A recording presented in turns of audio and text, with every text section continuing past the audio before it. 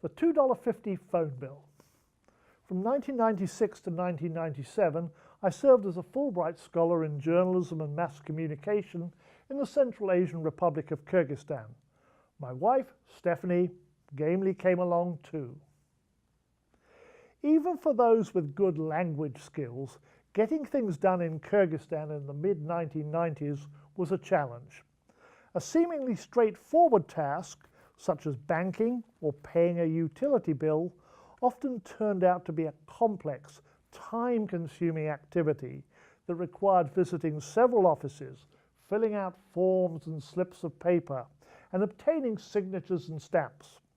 Sometimes it involved waiting around for the only person authorized to conduct the transaction to return from lunch. A case in point was our phone bill. Living in the Central District, our phone number began with the number 26. Stephanie and I were told we were fortunate to have that number.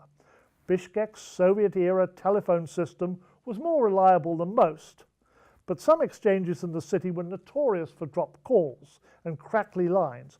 By contrast, the 26 exchange usually worked. It's all relative because there was always noise on the line, occasionally interrupted by mysterious clicking sounds. It could have been the secret police checking out our dinner plans, but more likely it was simply the creaking and groaning of the arthritic switching system. Although claiming we had a working phone seemed a stretch, we still had to pay for it. The phone had already been cut off once because the bill hadn't been paid, but the landlord took care of it. We'd just received a recorded phone message and figured it was a reminder to pay the phone bill, so we brushed up on bill-paying phrases and headed off to the main post office. To pay the bill, you first need to know how much you owe, and that's recorded on a printout on a table. We scanned through it but could not find our number. Apparently, another customer had removed that page rather than make a note of the bill.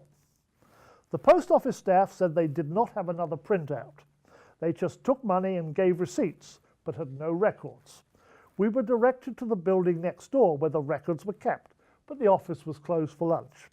We came back later, went up to the window for our number, station 26, and had the clerk enter the amount.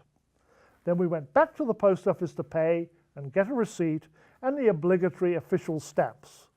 We had spent almost 2 hours to pay a 41 som $2.50 bill.